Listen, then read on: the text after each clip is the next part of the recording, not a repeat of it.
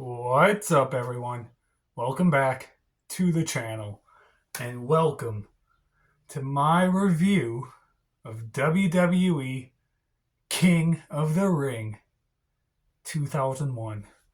The pay per view that has my favorite match of all time. I'm sure you guys already know what it is just by saying what the pay per view was. But let's get into this. I was very excited to watch this show. I think 24/7 and I briefly talked about doing this back before I took my break in December. I think we briefly talked about doing it. This one, like having me do it like in November ish, and then we just never actually did it because then when I came back from the break, we did the Rumble and everything to Mania, and then we took a small break after Mania, and then just a couple weeks ago started doing these again. So here we are. I forgot to write the date and attendance, but I have the location this time. It's at the Continental Airlines Arena in East Rutherford, New Jersey. And I know it's in 2001. So, we open the show with the King of the Ring semi-finals match where we have Kurt Angle versus Christian. Oh yeah, by the way, I got my pen and clipboard. I forgot to show that off. Now we can get into this.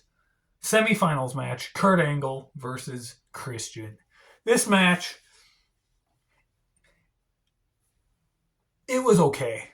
Some good stuff, some but overall, the match was kind of decent. Immediately, right when Christian enters the ring, because who entered first? I forget. Immediately, as soon as both men are in the ring, Christian just goes after Angle immediately. Kurt Angle is trying to end the match quickly because he knows he has another match against Shane McMahon later on in the night. Plus, if he wins this match, he'll have to face either Edge or Rhino in the next round. So Angle could have potentially up to 3 matches in one night on this one show. So he's trying to end this match quickly so he's not really super exhausted. Turns out at some point in this match he gets a concussion. So that's wild. But yeah, some good stuff, good back and forth. And then at one point near the end, Shane McMahon walks down to the ramp, to the ring, and kind of distracts Kurt Angle, but not really. And for a while, Shane is just watching. He's just standing there, just watching the match. And then at some point, Christian hits the kill switch on Angle, goes for the pin. Shane McMahon pulls Christian out of the ring. The commentary team is so confused as to why it's happening while everyone else in the arena knows why it's happening. Christian then gets back in the ring. Angle hits the Angle Slam on Christian. 1, 2, 3. Kurt Angle wins and advances to the finals of the King of the Ring tournament. I give this match 2.5 stars. The reason Christian pulled, or Shane McMahon, I'm sorry, it's early in the morning. My brain still isn't properly functioning. The reason why Shane McMahon pulled Christian out of the ring is because he wanted Kurt Angle to win, go to a second match, just so Angle would be more exhausted and more worn out going into the match with Shane.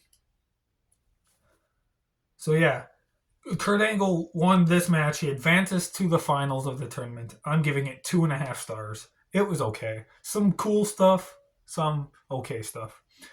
Up next is the other King of the Ring semifinals match where we have Edge versus Rhino. This match was pretty fun. It didn't last that long. It was maybe like 7.5, 8 minutes. Um, Started out great. Um, at one point, Rhino was standing on the apron, and Edge went for a drop kick onto Rhino, and Rhino fell off the apron to the floor and took a nasty hard bump. And he was like holding his knee. He like landed awkwardly on his knee. So that looked nasty. Something rare that we don't see too often was Rhino. He did a top rope splash. Rhino didn't do a lot of diving, hardly ever, and he did a top rope splash. So that was awesome to see. Um, Both men tried to go for a spear and a gore at the same time. They both tried to spear each other. Almost bonked heads, but then Edge got up, picked Rhino up, hit Rhino with an Impaler DDT. Edge wins, goes on to the finals to face Kurt Angle. I gave the match 3 stars. I liked it. It was awesome. Very fun. Up next, the first title match of the show. We have the WWE Tag Team titles. The Dudley Boys, who are the current champions, are defending against Spike Dudley and a mystery partner. Earlier in the show, Spike Dudley had an interview.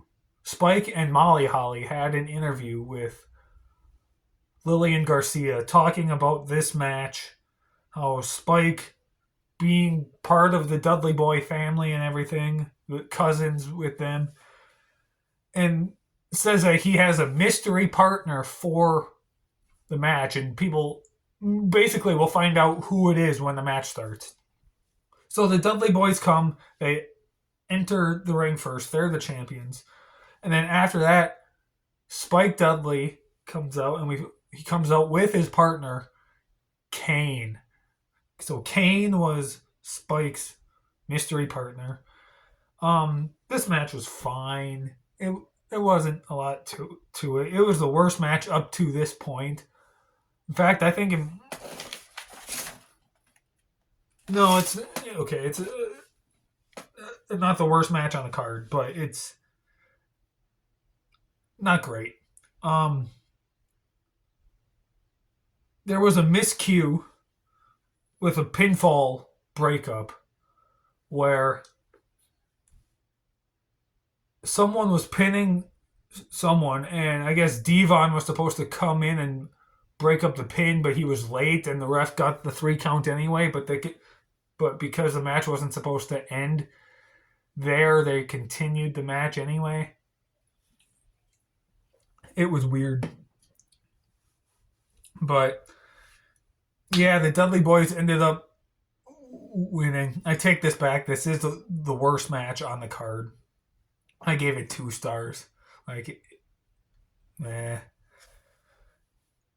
Yeah, Dudley Boys won.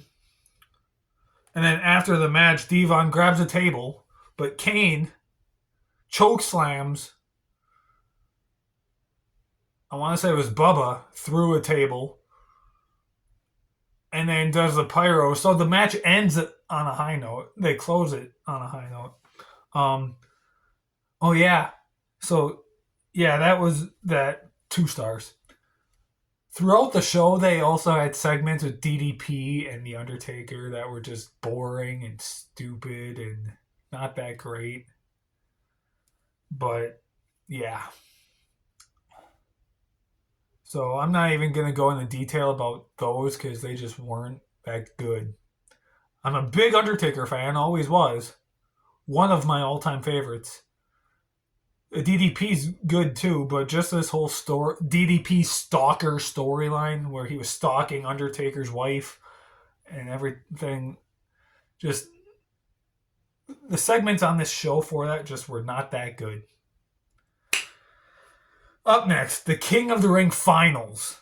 Edge versus Kurt Angle. Kurt's second match on the card. It's actually Edge's second match on the card as well. But at the start, Angle grabs a microphone and he's talking to Edge and tries to tell Edge to just lay down for him because he's got a third match against Shane and he wants to be fresh going into that match.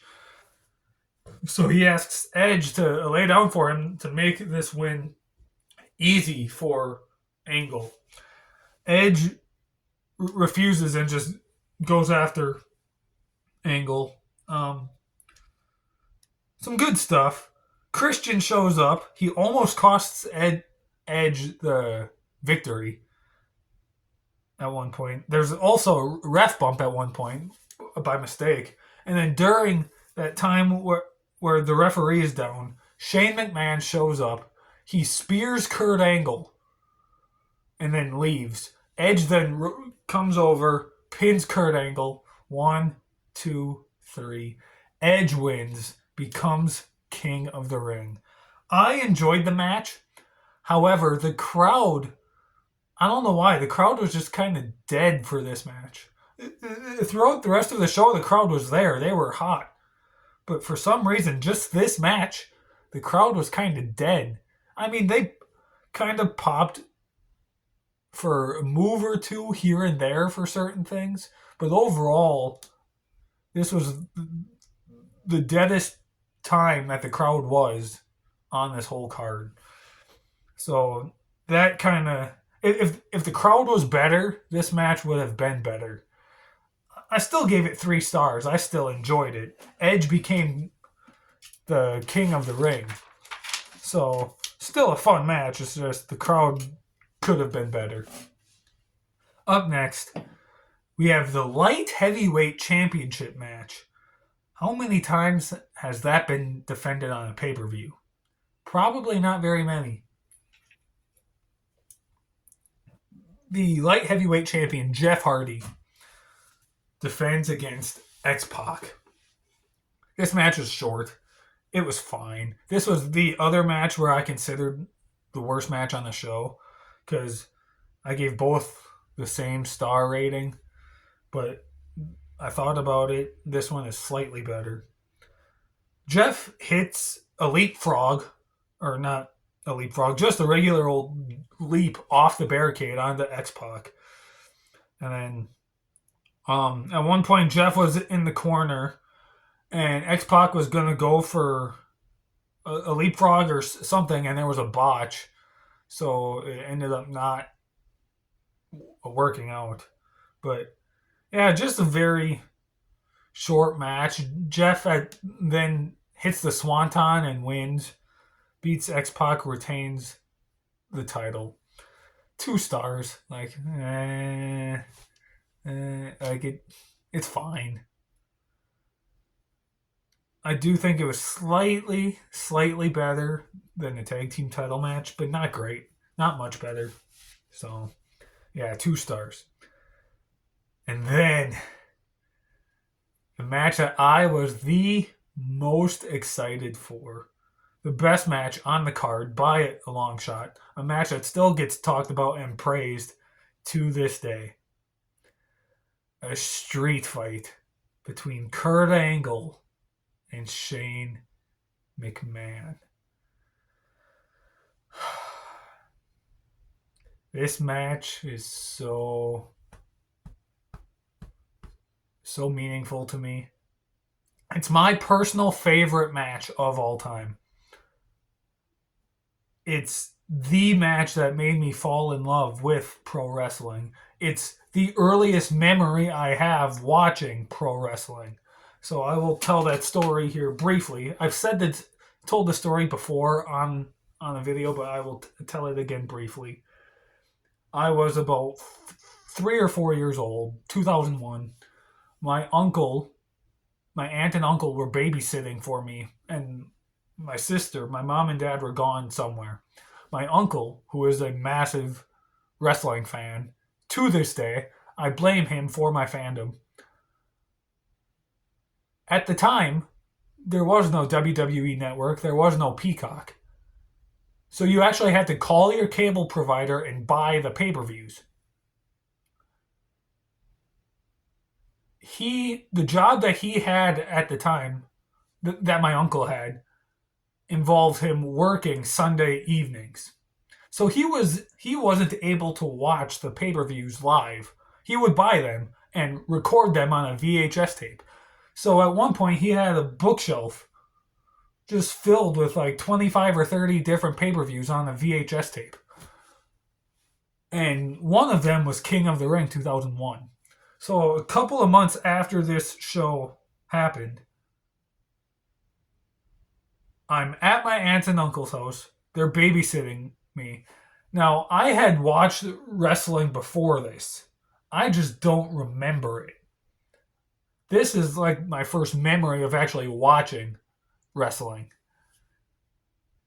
This is my earliest memory. My parents would tell you that I was watching it before I started walking. So, like, and like it I kind of believe them because this match I remember thinking, okay, I know who Kurt Angle is, so it's not like my very first time watching wrestling wondering who Kurt Angle is, because I knew who he was and I knew who Shane McMahon was. I just don't remember seeing wrestling before this.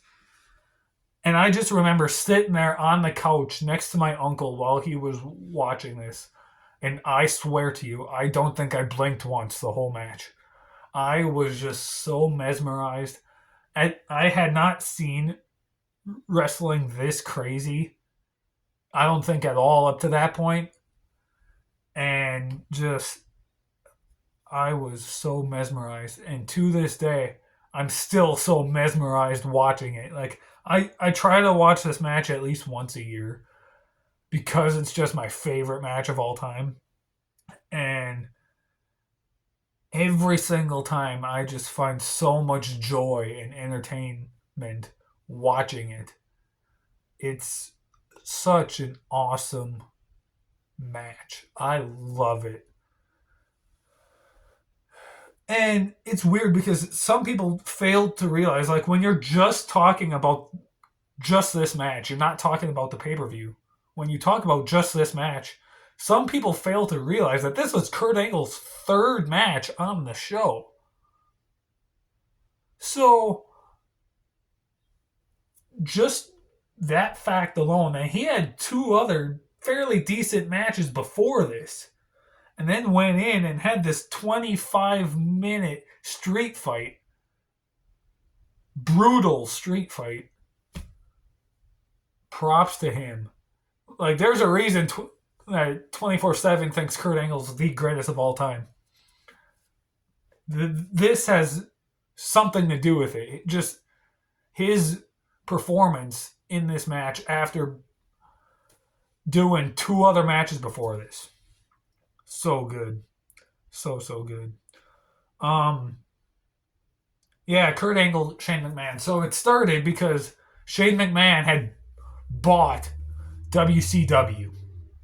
And he came back, and because this was the start of the WCW invasion angle in 2001.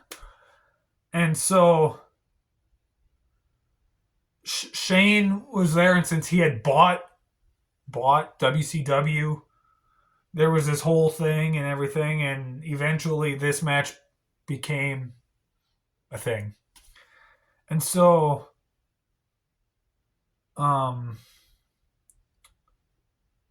immediately from the start, Angle is all over Shane with suplexes and just like that, like collegiate style wrestling moves, suplexes, and everything.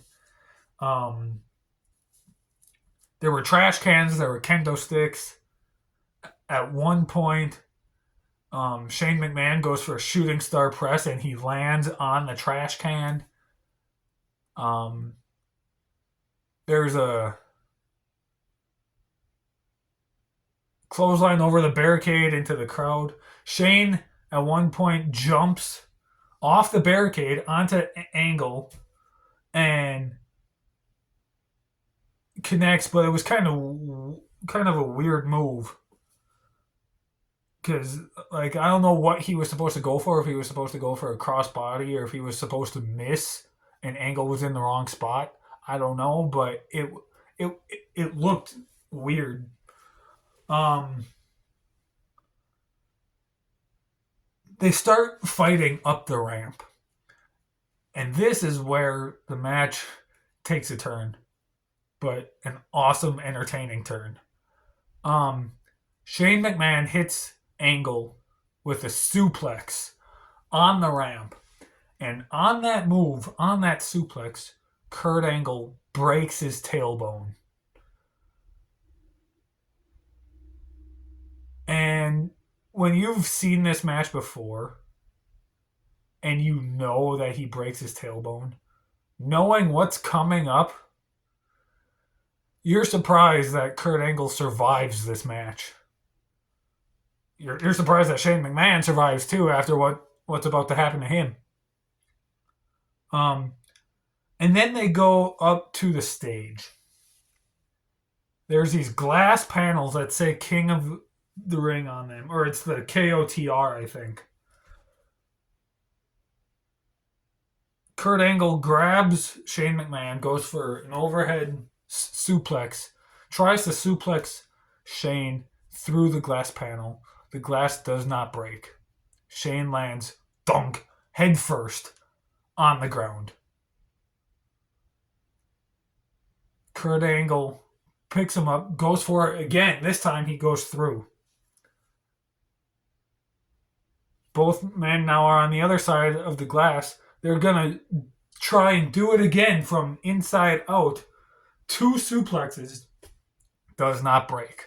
Glass does not break. Finally, Kurt just grabs Shane by the pants and the shirt and just whips Shane through the glass.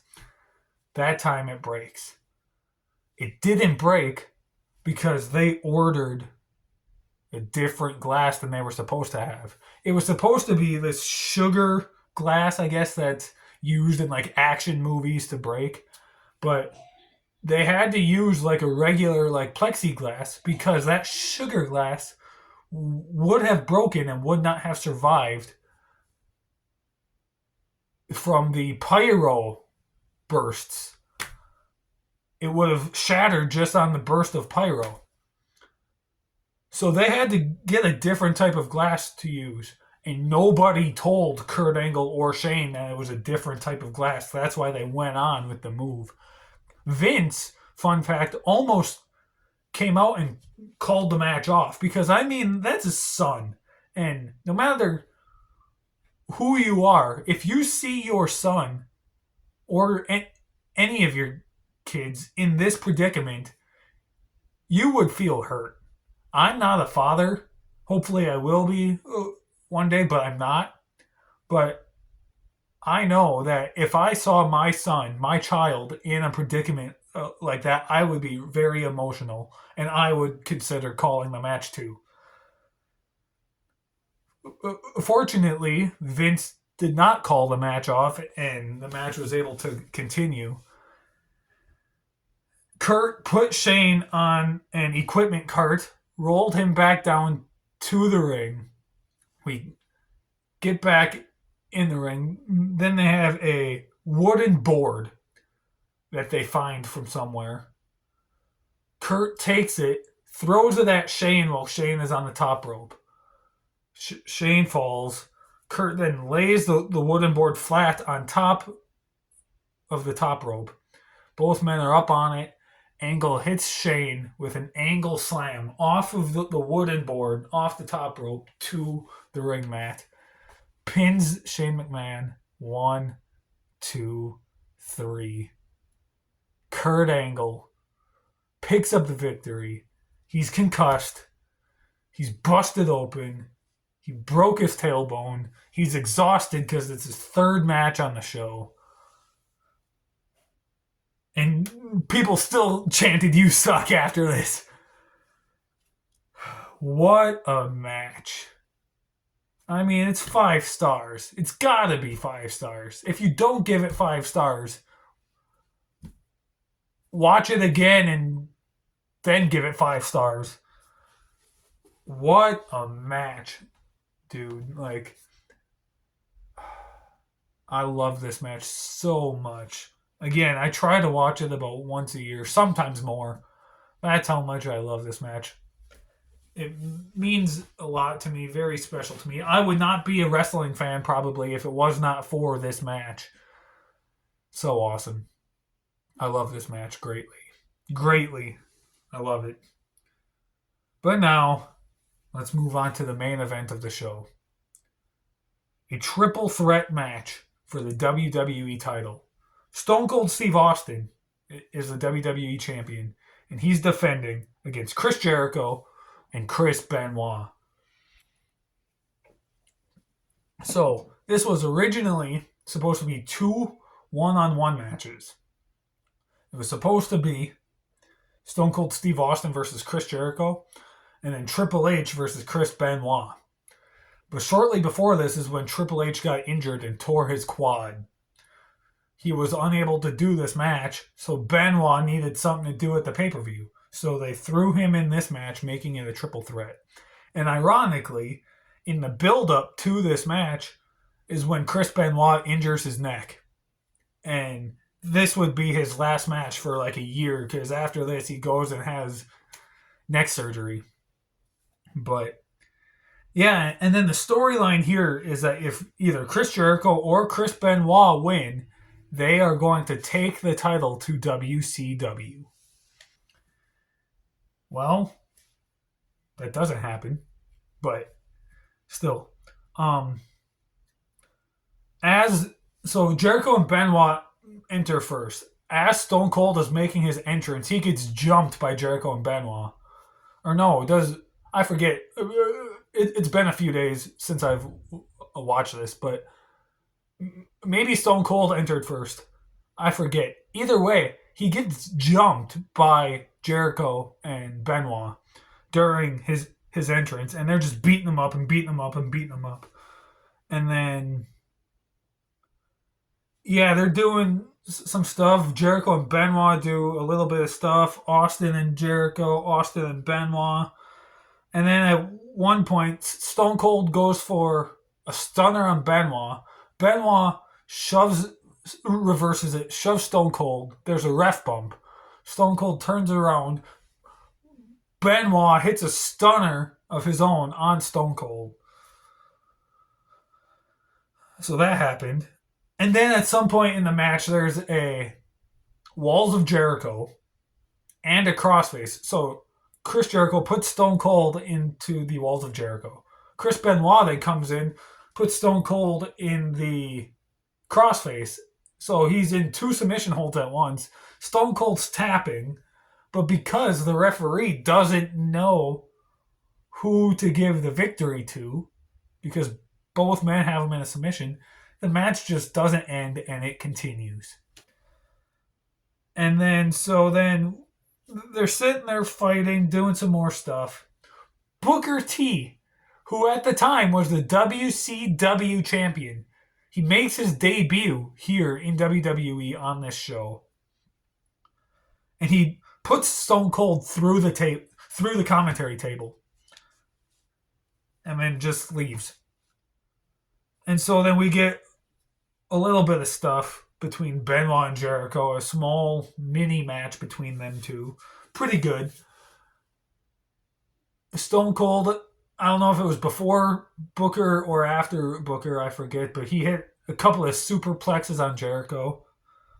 But then Benoit, the finish, Benoit hits like a superplex on Jericho. But like Benoit like almost knocks himself out in the process. Because then Stone Cold, because Benoit's just laying there, and then Stone Cold just goes and crawls over to Benoit, pins him. 1, 2, 3. Stone Cold picks up the victory, keeps the WWE title. It does not go to WCW. This is the last we see of Benoit for over a year because he goes and has some neck surgery. So yeah, I gave the match 4 stars. It was pretty good. Not the best match on the card. I feel like Kurt Angle and Shane best match on the card should have been main event. But this match still pretty good. I still enjoyed it. 4 stars. But that is it, guys. That is my review of King of the Ring 2001. We've been doing this for half an hour. I try to keep the reviews under a half an hour if I can, but I just love Kurt Angle and Shane McMahon so much that I just overly talked about it more than I should have. But yeah, maybe one day I'll do a Wrestle Ramble talking even more about that match just because I love it so much. Maybe we'll do one like top 10 favorite matches of all time or something, and we'll do like a Wrestle Ramble style format for it. And then I'll talk even more about this match then. But for now, we're almost 31 minutes in, so I'm going to stop rambling because this is not a Wrestle Ramble. That was my review. Go watch this show, especially that match if you've never seen it. Next week, 24/7 is back, and he will be reviewing Money in the Bank this year, 2025. As of now, I'm filming this Wednesday, June 4th. There's only 4 matches announced, so hopefully we get another one maybe on SmackDown or something. Otherwise, it's just going to be a 4-match card. But I think it could be a good show. So stay tuned for 24/7's review on that. All right? Thank you so much for watching. Stay tuned for so much more. We've got some big stuff coming. If you didn't see the promo 24/7 posted yesterday with Phoenix, we got some stuff coming for you. Stay tuned for so much more. Thanks for watching. See you guys next time.